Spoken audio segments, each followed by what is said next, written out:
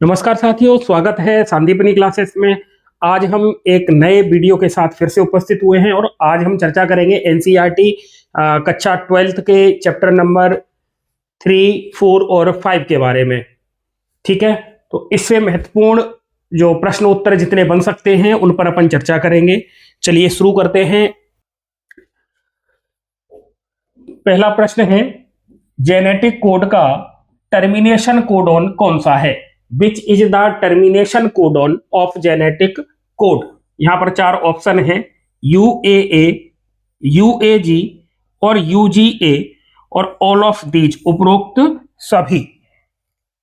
ठीक है, जब हम जेनेटिक कोड की बात करते हैं तो जो जेनेटिक कोड है, तो जेनेटिक कोड में हमने टोटल 64 कोडॉन बनाते हैं। और आपको ये याद रखना है, ये जो कोडॉन होते हैं ये ट्रिपलेट होते हैं, ठीक है, ये 3-3 के अक्षर से बने। यहां आप देख पा रहे हो, जैसे UAA, UAG, UGA। तो इसमें देखिए, ये यूरेसिल है, ये एडिनिन है, ये एडिनिन है, ये uracil adenine guanine, uracil guanine adenine. इस तरीके से ये 3-3 डिजिट का कॉम्बिनेशन है जो कोडॉन बनाता है, तो ये ट्रिपलेट होते हैं। इनमें से इन 64 में से 3 कोडॉन ऐसे हैं जो ट्रांसलेशन की प्रोसेस को, या फिर हम ऐसे कहें कि प्रोटीन संश्लेषण की जो प्रोसेस होती है उसको ये रोक देते हैं। इसीलिए हम इन्हें स्टॉप कोडॉन के नाम से जानते हैं। स्टॉप कोडॉन के नाम से जानते हैं। स्टॉप कोडॉन का काम है, ये टर्मिनेशन का काम करते हैं। और यहां पर यही पूछा जा रहा है कि टर्मिनेशन का काम कौन करते हैं। तो यहां पर देखिए, UAA, UAG और UGA, ये तीनों ही टर्मिनेशन का काम करते हैं। इसीलिए हम इन तीनों को स्टॉप कोडॉन के नाम से जानते हैं। किस नाम से जानते हैं? स्टॉप कोडॉन के नाम से जानते हैं। ठीक है, UAA, UAG और UGA ये आपके स्टॉप कोडॉन है।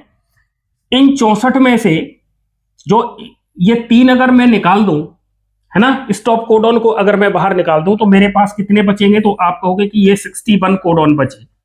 इन 61 कोडॉन में से 61 कोडॉन में से एक कोडॉन ऐसा है जो इस प्रोसेस को, प्रोटीन सिंथेसिस की प्रोसेस को या ट्रांसलेशन को ये स्टार्ट कराता है। इसीलिए हम इसे स्टार्ट कोडॉन के नाम से जानते हैं। और स्टार्ट कोडॉन की संख्या होती है केवल 1। ठीक है, केवल 1 होती है। तो ये जो क्वेश्चन है, सभी ये सारे क्वेश्चन आपके एनसीईआरटी बेस्ड हैं और ये कक्षा 12th की बायोलॉजी से लिए गए प्रश्न हैं। तो आप इनका अच्छे से इनको शिद्दत के साथ पूरा देखिए। अगला प्रश्न है, क्वेश्चन नंबर 2। एक न्यूक्लियोसोम में क्या शामिल होता है? ठीक है, न्यूक्लियोसोम की बात हो रही है। न्यूक्लियोसोम मॉडल, न्यूक्लियोसोम, ये जो न्यूक्लियोसोम है इसके अंदर कौन कौन सी स्ट्रक्चर पाई जाती हैं? कौन कौन सी स्ट्रक्चर है इनमें? देखिए, केवल हिस्टोन का कोर होता है, ओनली हिस्टोन कोर। केवल H1 हिस्टोन होता है, ओनली H1 हिस्टोन। न्यूक्लियोसोम का कोर होता है तथा H1 हिस्टोन दोनों होते हैं। Both nucleosome core and H1 histone. इसके अलावा इनमें से कोई नहीं, नन ऑफ दीज। ठीक है, देखिए, यूकैरियोटिक सेल की अपन बात करते हैं तो यूकैरियोटिक सेल के अंदर, यूकैरियोटिक कोशिका में, यूकैरियोटिक सेल के अंदर केंद्रक होगा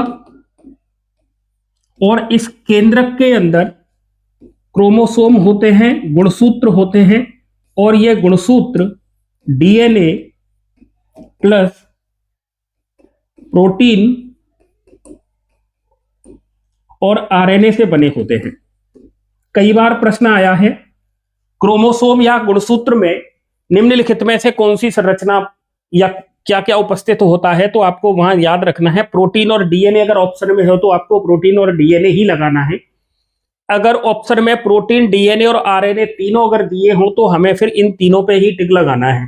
ठीक है, तो गुणसूत्र के अंदर ये होते हैं। अब यूकैरियोटिक सेल के अंदर जो डीएनए है, इस डीएनए की जो लंबाई है, लंबाई वो लगभग 2.2 मीटर है। अब सपोज कीजिए 2.2 मीटर लंबा डीएनए एक केंद्रक के अंदर कैसे आता है, तो इसको कहते हैं अपन डीएनए की पैकेजिंग। तो इस मेथड डीएनए की पैकेजिंग के द्वारा अपन ये समझेंगे कि ये जो 2.2 मीटर लंबा डीएनए है वो एक छोटे से न्यूक्लियस के अंदर कैसे आ जाता है। इसे समझाने के लिए न्यूक्लियोसोम मॉडल दिया गया था, न्यूक्लियोसोम मॉडल दिया गया था, और इसको देने वाले वैज्ञानिक आउटडेट थे। आउटडेट के द्वारा ये न्यूक्लियोसोम मॉडल दिया गया था। न्यूक्लियोसोम मॉडल में क्या क्या होता है, तो इधर देखिए, न्यूक्लियोसोम मॉडल के अंतर्गत एक हिस्टोन प्रोटीन होती है, हिस्टोन प्रोटीन होगी, ठीक है। हिस्टोन प्रोटीन ये 5 प्रकार की है, H1, H2A,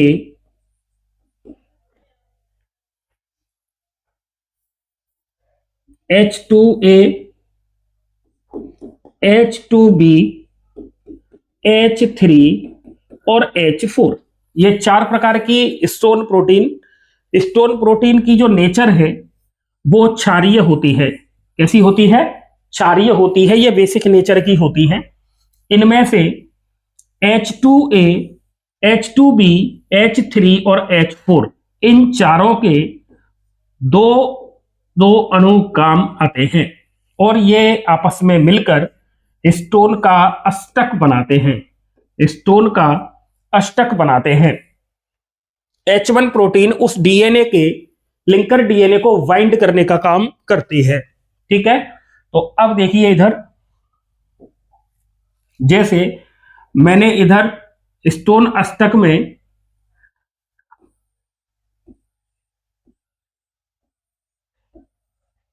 ये 8 मॉलिक्यूल स्टोन अष्टक के बनाए, तो इसमें से ये H2A, ये H2A,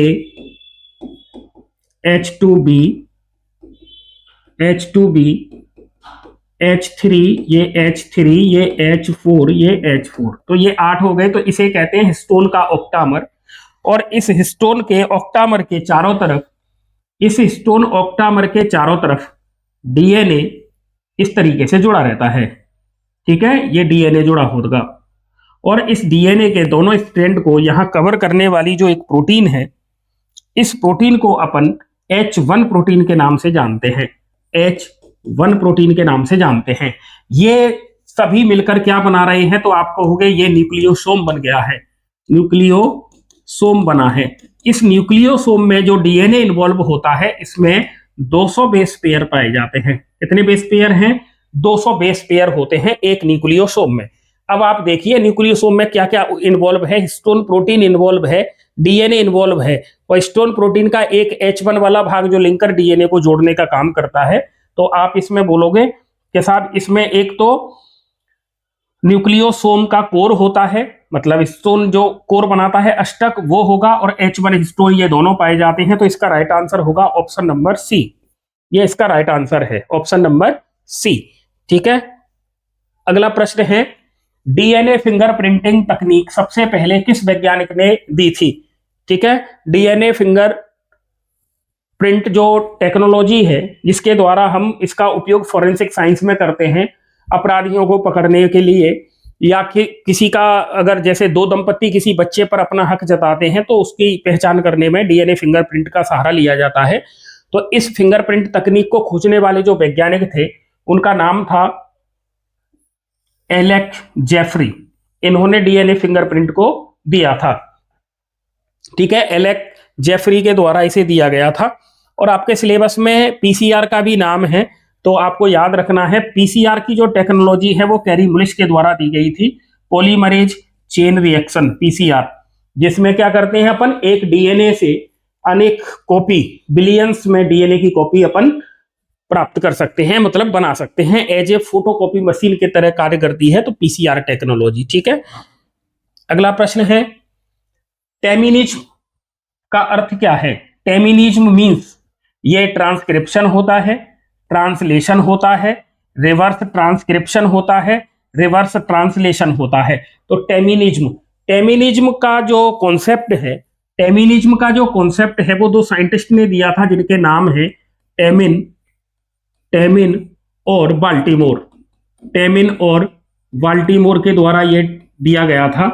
और टेमिन और बाल्टीमोर ये कहते हैं कि जो वायरस होते हैं, ऐसे वायरस जिनका जेनेटिक मटेरियल आरएनए होता है, उनके अंदर एक एंजाइम पाया जाता है। ऐसे वायरस जिनका जेनेटिक मटेरियल आरएनए होता है, उनके अंदर एक एंजाइम पाया जाता है, जिस एंजाइम का नाम है रिवर्स ट्रांसक्रिप्टेज। इस रिवर्स ट्रांसक्रिप्टेज एंजाइम की सहायता से ये जो वायरस होते हैं, ये डीएनए से आरएनए, जैसा कि सभी ऑर्गेनिज्म में ये प्रोसेस होती है, डीएनए से आरएनए बनता है। इस प्रोसेस को अपन ट्रांसक्रिप्शन के नाम से जानते हैं, ट्रांसक्रिप्शन के नाम से जानते हैं, ठीक है। लेकिन ये जो वायरस हैं जिनके अंदर जेनेटिक मटेरियल आरएनए होता है, उनके अंदर क्या होता है, ये आरएनए से डीएनए का फॉर्मेशन कर लेते हैं, आरएनए से डीएनए का फॉर्मेशन कर लेते हैं। तब हम इस घटना को हम रिवर्स ट्रांसक्रिप्शन के नाम से जानते हैं, ट्रांसक्रिप्शन के नाम से जानते हैं। और इस प्रोसेस को खोजने वाले वैज्ञानिक थे टेमिन और बाल्टीमोर। और आरएनए से डीएनए के फॉर्मेशन को अपन कहते हैं टेमिनिज्म, ठीक है। इसे क्या कहते हैं, टेमिनिज्म कहते हैं, आरएनए से डीएनए का फॉर्मेशन होना, ठीक है। तो वायरस के अंदर ये दोनों स्टेप मिलते हैं, ट्रांसक्रिप्शन भी होता है उनमें और रिवर्स ट्रांसक्रिप्शन भी होता है। और रिवर्स ट्रांसक्रिप्शन के लिए जो जिम्मेदार एंजाइम होता है उसे रिवर्स ट्रांसक्रिप्टेज एंजाइम कहते हैं। और इस तरीके का जो वायरस है उसका नाम है HIV, ये कॉमन नेम है। और HIV के द्वारा जो बीमारी होती है उस बीमारी का नाम होता है AIDS, acquired immuno deficiency syndrome. तो एड्स बीमारी का जो वायरस है HIV, human immuno deficiency virus, उसके अंदर जेनेटिक मटेरियल होता है आरएनए और उसमें एक एंजाइम पाया जाता है जिसे कहते हैं रिवर्स ट्रांसक्रिप्टेज। रिवर्स ट्रांसक्रिप्टेज की सहायता से ये आरएनए से क्या बना लेता है, डीएनए। आरएनए से डीएनए के फॉर्मेशन को अपन रिवर्स ट्रांसक्रिप्शन के नाम से जानते हैं और इसी को अपन टेमिनिज्म कहते हैं, ठीक है।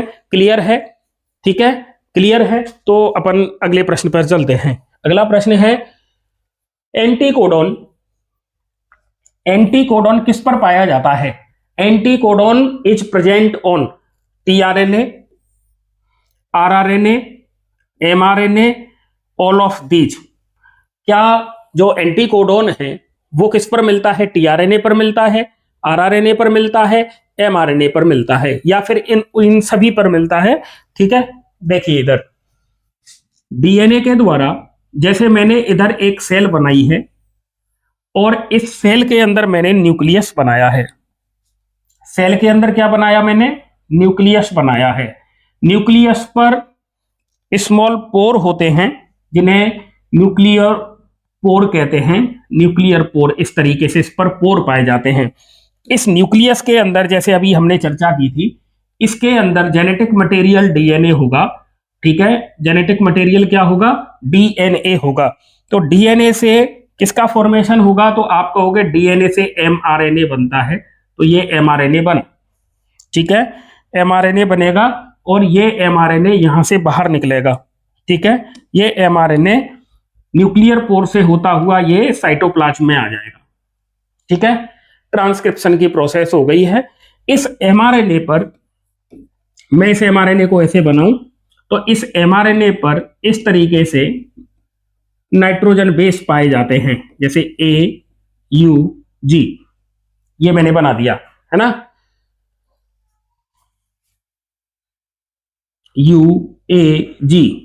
कोई सा भी बना सकते हैं, जैसे UUU, ठीक है, इस तरीके से। तो ये जो मैंने बनाया फ्रेगमेंट वो किसका है? आप कहोगे कि ये एमआरएनए का है। और इस एमआरएनए पर पाए जाते हैं ये 3 का जो सेट है, ये इसको कहते हैं अपन कोडोन।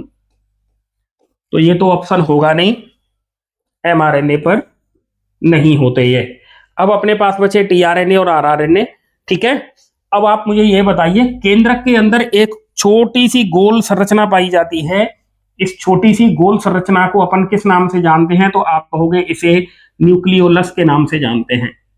न्यूक्लियोलस, केंद्रिका, इसे हम केंद्रिका के नाम से जानते हैं। और केंद्रिका से फॉर्मेशन किसका होता है? तो आप कहोगे कि केंद्रिका से फॉर्मेशन होता है आरआरएनए का, ठीक है। तो इसमें आरआरएनए में तो राइबोसोम और प्रोटीन दो ही चीजें होती हैं, तो इसका मतलब ये इसका राइट आंसर नहीं होगा और ये भी नहीं होगा। ये दो रह गए। अब ऑप्शन बचा अपने पास एक, और उसका नाम है टीआरएनए। इसका नाम है टीआरएनए। तो एंटीकोडॉन किस पर पाए जाते हैं? टीआरएनए पर पाए जाते हैं। तो टीआरएनए आपने देखा होगा, इस तरीके से टीआरएनए की संरचना होती है, clover leaf like structure. TRNA, इसमें एक एडिशनल आर्म भी होती है, इसका ये 3' एंड है और ये इसका 5' एंड है। आप मुझे कमेंट करके ये बताइए, जो अमीनो एसिड है, अमीनो एसिड टीआरएनए की कौन सी आर्म पर बाइंड होता है? 5 प्राइम पर होता है या 3 प्राइम पर होता है? ठीक है, ये आपको कमेंट करके बताना है। चलो अगले प्रश्न को देखें। ओकाजाकी फ्रेगमेंट्स कहां पाए जाते हैं? Okazaki fragments are found on transcription unit, lagging strand, leading strand, transposons.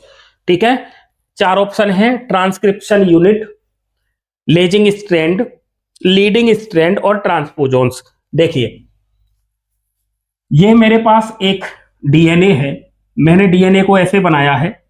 इस डीएनए में जब रिप्लिकेशन फोर्क बनते हैं इस तरीके से, तो ये रिप्लिकेशन फोर्क हैं, इनको खोलने वाला जो एक एंजाइम यहां पर काम करता है, इस एंजाइम को अपन हेलिकेज के नाम से जानते हैं। हेलिकेज एंजाइम डीएनए स्ट्रैंड को खोलने का काम करता है, हेलिकेज एंजाइम। ठीक है, अब इसमें डीएनए के एक स्ट्रैंड पर जो नया डीएनए बनता है उसका फॉर्मेशन इस तरीके से कंटिन्यूअस रहता है, और जो कंटिन्यूअस डीएनए बनता है उसे लीडिंग स्ट्रैंड कहते हैं। लीडिंग स्ट्रैंड पर डीएनए का जो फॉर्मेशन है वो कंटिन्यूअस होता है, लेकिन एक डीएनए के स्ट्रैंड पर जो डीएनए बनता है वो इस तरीके से टुकड़ों में बनता है, और जो टुकड़ों में डीएनए बनता है उसे अपन किस नाम से जानते हैं? तो आप कहोगे उसे हम लेजिंग स्ट्रैंड के नाम से जानते हैं। किस नाम से जानते हैं? लेजिंग स्ट्रैंड के नाम से जानते हैं। लेजिंग स्ट्रैंड के नाम से जानते हैं। तो लेजिंग स्ट्रैंड पर जो डीएनए टुकड़ों में बनता है, इन टुकड़ों को अपन किस नाम से जानते हैं? तो आप कहोगे इन टुकड़ों को अपन ओकाजाकी के नाम से जानते हैं। ये ओकाजाकी फ्रेगमेंट्स हैं, फ्रेगमेंट हैं। ओकाजाकी नाम के साइंटिस्ट ने इनको डिस्कवर किया था, इसलिए इनका नाम रखा ओकाजाकी फ्रेगमेंट। आपको एक चीज और याद रखनी है, नया जो डीएनए सिंथेसाइज होता है वो 5 प्राइम टू 3 प्राइम की ओर होगा। ठीक है, इसका मतलब ये जो लीडिंग स्ट्रैंड है इस पर इधर 3 प्राइम होगा, और इधर इस पर 5 प्राइम होगा, और इधर इस पर 3 प्राइम होगा, इधर इस पर 5 प्राइम होगा। तो ये 3 प्राइम होगा, ये 5 होगा, ये 3 होगा, ये 5 होगा, ये 3 होगा और ये 5 होगा। ठीक है, बाद में क्या होगा, एक और एंजाइम इन्वॉल्व होगा, और उस एंजाइम का नाम लाइगेज है, जो इन डीएनए के फ्रेगमेंट को आपस में जोड़ देगा, और जोड़ने के बाद ये एक कंटिन्यूअस डीएनए का फॉर्मेशन हो जाएगा। ठीक है, इस प्रकार से जो डीएनए का सिंथेसिस हुआ है, ये जो रिप्लिकेशन फोर्क हैं इन पर, तो एक रिप्लिकेशन फोर्क पर ये लीडिंग स्ट्रैंड कहते हैं जिस पर कंटिन्यूअस होता है, और लेजिंग स्ट्रैंड पर ये कंटिन्यूअस नहीं होता है, और जो डीएनए के टुकड़े बने थे उन्हें ओकाजाकी के खंड या टुकड़े कहते हैं, और इनको लाइगेज एंजाइम जोड़ देता है बाद में। ठीक है, तो इसका जो आंसर क्या होगा, देखिए, Okazaki fragments are found on, तो आपका आंसर होगा लेजिंग स्ट्रैंड। ठीक है, इसका राइट आंसर है लेजिंग स्ट्रैंड। ठीक है, चलिए अगले प्रश्न की चर्चा करते हैं। डीएनए की अम्लीय प्रकृति, एसिडिक नेचर का कारण क्या है? The region of acidic nature of DNA is stone protein, nitrogenous base, phosphate group और डीऑक्सीराइबोज शुगर, ठीक है। Nitrogen base, stone protein, phosphate group और डीऑक्सीराइबोज शर्करा। आपको पता है फॉस्फेट ग्रुप की वजह से जो डीएनए होता है वो एसिडिक नेचर का होता है। कैसा होता है? एसिडिक नेचर का होता है, ठीक है। स्टोन प्रोटीन तो न्यूक्लियोसोम के समय वो प्रोटीन अलग है ना। नाइट्रोजन बेस ये हाइड्रोजन बॉन्ड के द्वारा जुड़कर डीएनए के दोनों स्ट्रैंड को जोड़ने का काम करते हैं। और डीऑक्सीराइबोज शुगर ये डीएनए का बैकबोन बनाने के काम आती है, जो कि पेंटोज शर्करा होती है। कैसी शर्करा होती है? ये पेंटोज शुगर होती है, ठीक है। डीएनए में ट्रांसक्रिप्शन यूनिट के कितने भाग होते हैं? आपकी एनसीईआरटी में दिया हुआ है ट्रांसक्रिप्शन। तो ट्रांसक्रिप्शन की यूनिट कितनी है? तो ट्रांसक्रिप्शन की यूनिट होती है 3। कितनी होती हैं? 3। तो यहां पर क्या है ऑप्शन में देखिए, 2 रीजन्स 2 भाग, 3 रीजन्स 4 रीजन्स 5 रीजन्स, ठीक है। तो यहां राइट आंसर क्या होगा इसका? यहां पर राइट आंसर होगा इसका 3 रीजन। 3 ट्रांसक्रिप्शन की यूनिट कौन कौन सी हैं? तो यूनिट 3 होती हैं। और कौन कौन सी यूनिट है, उनके नाम क्या हैं? तो उनके नाम हैं, एक को कहते हैं प्रमोटर, एक होती है स्ट्रक्चरल जीन और एक होता है टर्मिनेटर, ठीक है। प्रमोटर को कहते हैं हिंदी में उन्नायक। ये होते हैं आपके संरचनात्मक जीन और ये होता है आपका समापक। तो इस तरीके से ये डीएनए के ट्रांसक्रिप्शन की यूनिट के भाग हैं, ठीक है। प्रमोटर, स्ट्रक्चरल जीन और टर्मिनेटर। आप कमेंट करके बताएंगे प्रमोटर डीएनए के किस छोर पर होता है, किस प्राइम पर होता है, 3' पर या 5' पर। अगर आप प्रमोटर को बता सकते हो तो फिर आप टर्मिनेटर को भी बता पाओगे कि ये टेम्पलेट स्ट्रैंड के किस सिरे पर प्रमोटर पाया जाता है। आप कमेंट करके बताएंगे, ठीक है। टेम्पलेट स्ट्रैंड के किस सिरे पर प्रमोटर पाया जाता है, ये आपको कमेंट करना है। अगला प्रश्न है, डीएनए स्ट्रैंड में न्यूक्लियोटाइड्स आपस में किस बंध द्वारा जुड़े रहते हैं?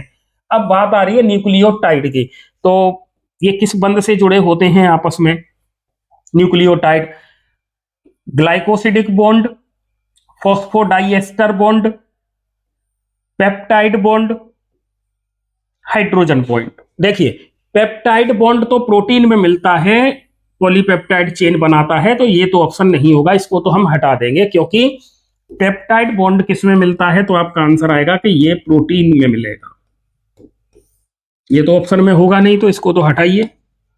अब बचे अपने पास, एक तो है ग्लाइकोसिडिक बॉन्ड, एक है फॉस्फोडाइएस्टर बॉन्ड और एक है हाइड्रोजन बॉन्ड। मैंने अभी आपको बताया था एडिनिन डबल बॉन्ड के साथ टी से जुड़ता है और साइटोसिन ट्रिपल बॉन्ड के साथ जी से जुड़ता है। इसका मतलब हाइड्रोजन जो बॉन्ड है वो नाइट्रोजन बेस को जोड़ रहे हैं, तो ये यहां होगा, तो ये भी ऑप्शन नहीं होगा। ग्लाइकोसिडिक बॉन्ड, तो एन ग्लाइकोसिडिक बॉन्ड कहां बनता है? जैसे ये पेंटोज शुगर है जो 5 कार्बन की होती है, ये पेंटोज शुगर है, ये 5 कार्बन हो गए। देखिए कार्बन नंबर 1 2 3 4 और 5। वीडियो इंटरेस्टिंग लग रहा है? वीडियो को लाइक करें, शेयर करें, प्यारा सा कमेंट करना ना भूलें और संदीपनी क्लासेस के इस यूट्यूब प्लेटफॉर्म को आप सब्सक्राइब करें, बेल आइकन प्रेस करें और ऑल पर क्लिक करें, जिससे आपको नोटिफिकेशन मिलते रहें। कार्बन नंबर ये 1 से लेके 5 तक, इसीलिए हम इसको किस नाम से जानते हैं? पेंटोज शुगर के नाम से जानते हैं। आपको याद रखना है कार्बन नंबर 1 के साथ नाइट्रोजन बेस जुड़े रहते हैं, और ये नाइट्रोजन बेस जिस बॉन्ड से जुड़ा होता है उसे कहते हैं एन ग्लाइकोसिडिक बॉन्ड, ठीक है। और इस तरीके से ये जो संरचना बनी है, इस संरचना को अपन न्यूक्लियोसाइड के नाम से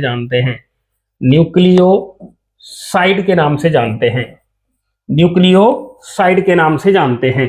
तो इसका मतलब ये ऑप्शन नहीं होगा। अब अपने पास एक ही ऑप्शन बचा है और उसका नाम है फॉस्फोडाइएस्टर बॉन्ड। तो ये फॉस्फोडाइएस्टर बॉन्ड कैसे बनता है, अब आप यहां देखिए, इसको हटा देता हूं मैं यहां से।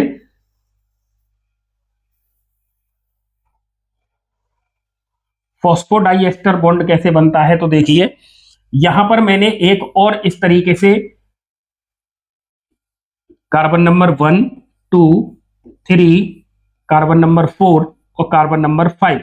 तो इसके कार्बन नंबर 1 से आपको याद रखना है एन ग्लाइकोसिडिक जो बॉन्ड बनेगा वो हमेशा कार्बन नंबर 1 और नाइट्रोजन बेस के बीच में बनेगा। तो यहां पर जैसे मैंने नाइट्रोजन बेस में एडिनिन ले लिया है तो ये जोड़ गया, तो यहां पर यही एन ग्लाइकोसिडिक बॉन्ड बनेगा, ये वाला, ठीक है, एन ग्लाइकोसिडिक बॉन्ड हो गया ये। अब इधर देखिए, इसके कार्बन नंबर 5 से फॉस्फेट ग्रुप जुड़ता है, कार्बन नंबर 5 से फॉस्फेट ग्रुप जुड़ता है, तब यहां पर जो बॉन्ड बनता है उसे क्या कहते हैं अपन, उसे कहते हैं फॉस्फोएस्टर बॉन्ड। क्या कहते हैं उसे, फॉस्फोएस्टर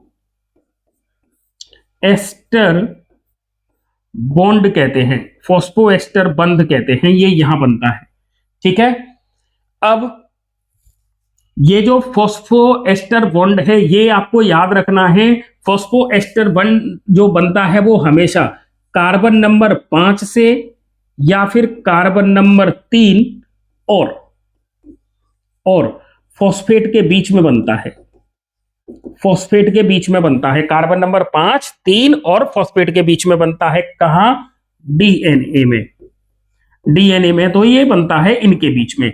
और अगर मैं आरएनए की बात करूं तो आपको याद रखना है जो फॉस्फोएस्टर बंध है वो आरएनए में carbon number 2, carbon number 3, carbon number 5 और फॉस्फेट के बीच बनता है, फॉस्फेट के बीच बनता है, ठीक है। तो ये कार्बन नंबर कौन सा है, 5, और ये कार्बन नंबर कौन सा है, 3, ठीक है, 3। तो इस कार्बन के बीच में जो बॉन्ड बनेगा यहां पर, इसको कहते हैं अपन फॉस्फो डाइएस्टर बॉन्ड। डाई का मतलब हो गया दो न्यूक्लियोटाइड के बीच में बनने वाले बॉन्ड को अपन फॉस्फोडाइएस्टर बॉन्ड के नाम से जानते हैं, ठीक है, फॉस्फोडाइएस्टर बॉन्ड के नाम से जानते हैं। दो न्यूक्लियोटाइड के बीच में बनने वाले बॉन्ड को फॉस्फोडाइएस्टर बॉन्ड कहते हैं, जो मैंने काले रंग से बनाए रखा है। आपको याद क्या रखना है कि जो अपन डीएनए में जैसे 5 प्राइम और 3 प्राइम लिखते हैं ना, तो आपको यह समझ लेना चाहिए कि 5 प्राइम का मतलब है कार्बन नंबर 5 पर फॉस्फेट है और 3 प्राइम का मतलब है कार्बन नंबर 3 पर OH ग्रुप है, ठीक है, OH ग्रुप है। इस तरीके से हम इसको क्लियर करते हैं और इसी तरीके से बहुत सारे nucleotide nucleotide nucleotide nucleotide nucleotide आपस में जुड़ते हैं तो पॉलीन्यूक्लियोटाइड चेन बनती है।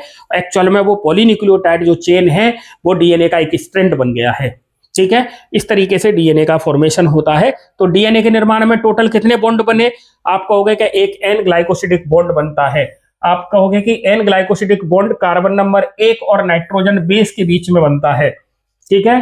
फॉस्फोएस्टर बंध, फॉस्फोएस्टर बंध फॉस्फेट और कार्बन नंबर 5 के बीच में बनता है।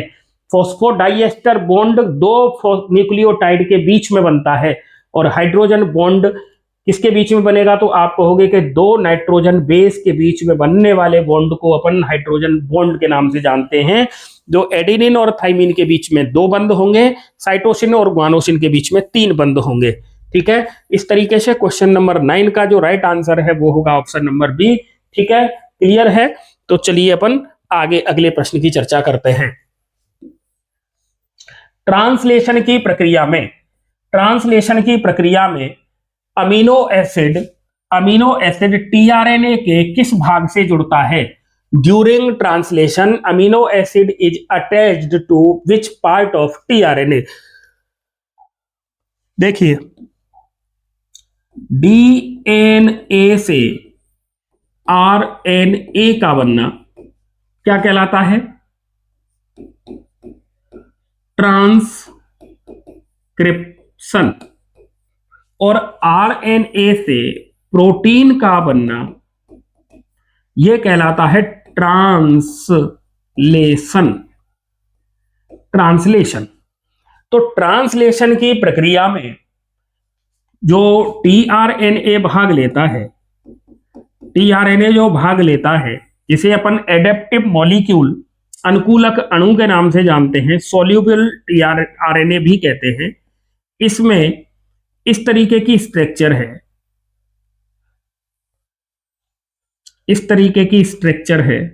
तो इसमें जो एक 3 प्राइम होता है और एक 5 प्राइम होता है, तो इसके 3 प्राइम से, इसके 3 प्राइम के साथ अमीनो एसिड आकर बाउंड होता है, अमीनो एसिड बाउंड होता है। तो इसका राइट आंसर क्या होगा? 3 प्राइम या 3 सिरे पर अमीनो एसिड बाउंड होता है। क्वेश्चन नंबर 10 का राइट आंसर होगा option number B.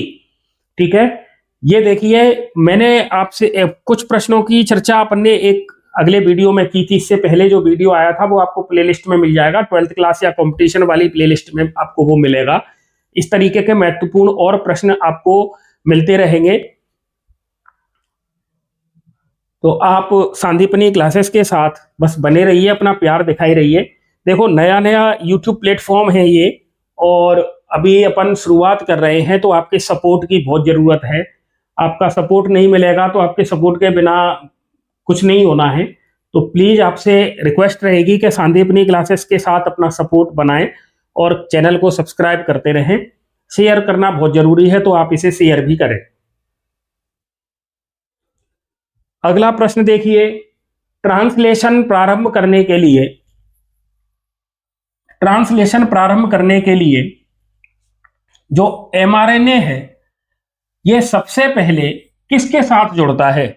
To initiate translation mRNA first bind to smaller ribosomal sub unit, large ribosomal sub unit, whole ribosome, और no specificity exist.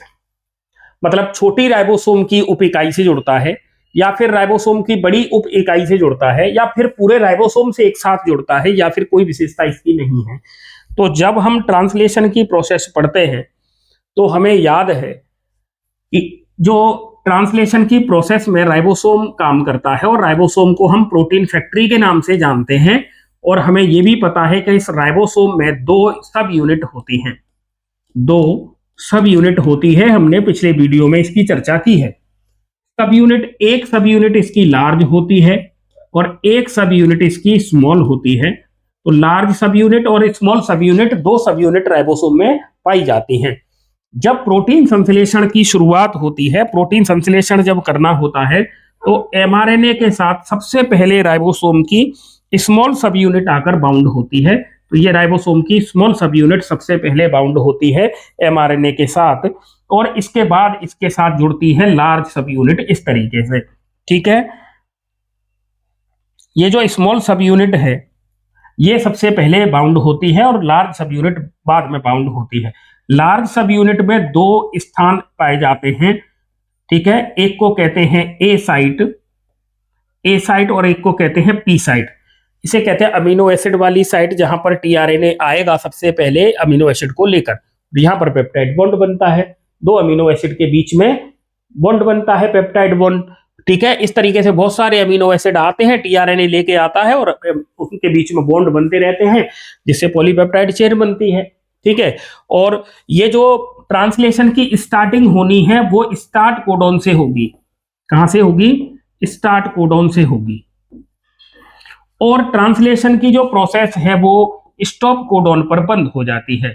Stop codon इसको रोक देता है। ठीक है, तो अब देखिए इधर,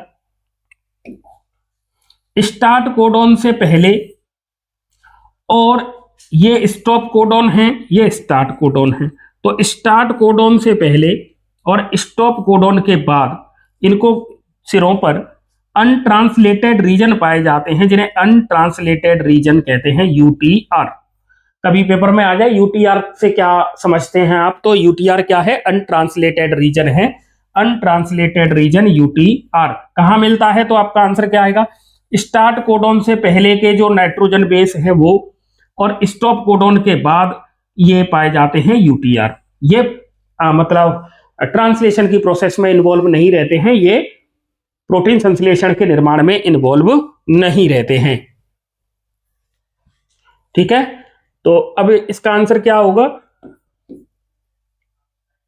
छोटी राइबोसोम की उप इकाई, स्मॉलर राइबोसोमल सब यूनिट। तो ट्रांसलेशन प्रारंभ करने के लिए एमआरएनए सबसे पहले किसके साथ जुड़ा? राइबोसोम की छोटी उप इकाई के साथ जुड़ता है। कमेंट करके आप बताएंगे कि राइबोसोम की दोनों सब यूनिट आपस में किसकी वजह से जुड़ी, किसकी सांद्रता कम या ज्यादा होने पर, वो कौन सा ऐसा तत्व है या धातु है जो कम या ज्यादा बॉडी में होती है, तब ये अलग होते हैं या फिर आपस में जुड़ते हैं। ठीक है, अगला प्रश्न है, डीऑक्सीराइबोज और राइबोज किस प्रकार की शर्कराएं हैं? Both deoxyribose and ribose belong to which class of sugar? Triose, hexose, pentose और पॉलीसैकेराइड। पॉलीसैकेराइड ये तो नहीं होगा आंसर। तो देखिए, ट्राइओज का मतलब जिसमें कार्बन की संख्या 3 हो, हेक्सोज का मतलब कार्बन की संख्या 6 हो, पेंटोज का मतलब कार्बन की संख्या 5 हो। ठीक है, और अब अपन ड्रॉ करके देख लेते हैं पेंटोज शुगर को। इस तरीके से देखिए, ये carbon number 1, carbon number 2, carbon number 3, carbon number 4 और ये कार्बन नंबर 5। अब आप देखिए इसमें कार्बन की संख्या कितनी है? 5। तो इसका मतलब इसका राइट आंसर होगा पेंटोज शुगर। क्या डीएनए और आरएनए की शुगर एक जैसी होती है? तो आपका उत्तर आएगा कि नहीं होती है। डीएनए में जो शर्करा पाई जाती है उसे डीऑक्सीराइबोज शुगर कहते हैं। हमें याद क्या रखना है कि कार्बन नंबर 2 पर केवल हाइड्रोजन है, ये हाइड्रोजन, इसका मतलब ये डीएनए की शर्करा है। पेंटोज शुगर है, ये किसकी है? तो आपका आंसर आएगा ये डीएनए की शुगर है। और यदि कार्बन नंबर 2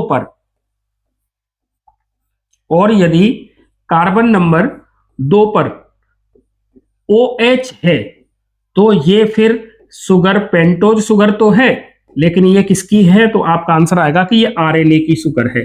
डीऑक्सीराइबोज शुगर के कार्बन नंबर 2 पर ऑक्सीजन कम होता है और राइबोज शुगर के कार्बन नंबर 2 पर एक ऑक्सीजन अतिरिक्त पाया जाता है, इसीलिए हम इसको कहते हैं राइबोज शुगर और हम इसको कहते हैं डीऑक्सीराइबोज शुगर। ये जो डीऑक्सी लगा है इसका मतलब कार्बन नंबर 2 पर एक ऑक्सीजन की कमी। ठीक है, अगर ऑक्सीजन उपस्थित है तो वो आरएनए की शुगर हो जाएगी। इसका मतलब इसका राइट आंसर है ऑप्शन नंबर सी। ठीक है, ऑप्शन नंबर सी इसका राइट आंसर है। क्वेश्चन नंबर 13, डीएनए के डबल स्ट्रैंड में दोनों स्ट्रैंड के बेस मतलब नाइट्रोजन बेस किस बंध से जुड़े होते हैं? In double stranded DNA bases of 2 strands are joined by peptide bond. Protein के निर्माण में काम आता है, तो हटाइए इसे। ग्लाइकोसिडिक बॉन्ड, आप कहोगे कि सर ग्लाइकोसिडिक बॉन्ड तो पेंटोज शुगर के कार्बन नंबर 1 और नाइट्रोजन बेस के बीच में बनता है, तो ये भी नहीं होगा, ग्लाइकोसिडिक बॉन्ड भी नहीं होगा। हाइड्रोजन बॉन्ड, ये इसका राइट आंसर है। इससे पहले वीडियो में अपन ने चर्चा की थी, हाइड्रोजन बॉन्ड के द्वारा जुड़ते हैं। फॉस्फोडाइएस्टर बॉन्ड, ये भी नहीं होगा क्योंकि ये दोनों पॉलीन्यूक्लियोटाइड जो चेन बनती है पॉलीन्यूक्लियोटाइड, तो 2 न्यूक्लियोटाइड के बीच में बनने वाला बॉन्ड फॉस्फोडाइएस्टर बॉन्ड है। तो आपको याद रखना है हाइड्रोजन बॉन्ड, इसका मतलब जैसे एडिनिन डबल बॉन्ड के साथ जुड़ता है थाइमिन के साथ, साइटोसिन ट्रिपल बॉन्ड के साथ जुड़ता है ग्वानोसिन के साथ, तो ये जो हाइड्रोजन बॉन्ड है ये दोनों डीएनए स्ट्रैंड के नाइट्रोजन बेस को आपस में जोड़ के रखता है। ठीक है, अगला क्वेश्चन है क्वेश्चन नंबर 14, सेंट्रल डॉगमा सबसे पहले किसने प्रस्तावित किया? सेंट्रल डॉगमा का मतलब इस जो फिनोमिना है सेंट्रल डॉगमा, इसको प्रपोज करने वाले वैज्ञानिक का नाम था क्रिक। क्या है नाम? क्रिक। और सेंट्रल डॉगमा कहता है कि जो जेनेटिक इंफॉर्मेशन है, इनका जो फ्लो है, जेनेटिक इंफॉर्मेशन का जो फ्लो है वो यूनिडायरेक्शनल होता है। मतलब आनुवांशिक सूचनाओं का फ्लो, आनुवांशिक सूचना का जो प्रवाह है, आनुवांशिक सूचना का जो प्रवाह है वो एक दिशीय होता है, एक दिशीय होता है। एक दिशा में आनुवंशिक सूचनाएं प्रवाहित होती हैं, ऐसा कहता है सेंट्रल डोग्मा। तो सेंट्रल डोग्मा को देने वाले वैज्ञानिक का नाम है फ्रांसिस क्रिक, जिन्होंने वाटसन के साथ मिलकर डीएनए के डबल हेलिकल मॉडल को प्रतिपादित किया था। ठीक है, क्रिक। और आपको पता है शायद 6 नवंबर को वाटसन का देहांत हो गया है ना, और क्रिक का देहांत तो पहले ही हो गया था। इनको नोबेल प्राइज भी मिला था डीएनए की इस डबल हेलिकल स्ट्रक्चर को देने के लिए। ठीक है, तो फ्रांसिस क्रिक ने कहा था जेनेटिक इंफॉर्मेशन का जो फ्लो है वो यूनिडायरेक्शनल होता है, आनुवंशिक सूचनाओं का प्रवाह एक दिशीय होता है। सेंट्रल डोग्मा सबसे पहले प्रतिपादित किया गया था क्रिक के द्वारा। इन्होंने कहा था डीएनए के अंदर जो जेनेटिक इंफॉर्मेशन पाई जाती है वो आरएनए के फॉर्म में, है ना, ट्रांसक्रिप्शन के द्वारा आरएनए के फॉर्म में जाती हैं और फिर इनका ट्रांसलेशन होता है और ये जेनेटिक इंफॉर्मेशन किस में चली जाती हैं, प्रोटीन में चली जाती हैं।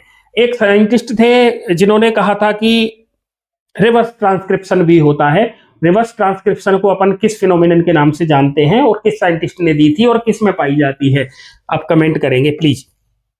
अगले प्रश्न की चर्चा करते हैं, क्वेश्चन नंबर 15। क्वेश्चन नंबर 15 में कहते हैं एमआरएनए के सिंथेसिस की प्रक्रिया को क्या कहते हैं? The synthesis of mRNA is known as translation, replication, transcription और ट्रांसडक्शन। ये 4 ऑप्शन है। तो अभी मैंने आपको बताया था डीएनए से आरएनए का बनना ट्रांसक्रिप्शन कहलाता है। इसका मतलब इसका राइट आंसर क्या होगा? इसका राइट आंसर होगा ट्रांसक्रिप्शन। तो ये ऑप्शन नंबर सी सही है। क्वेश्चन नंबर 15 का राइट आंसर है ऑप्शन नंबर सी। ठीक है,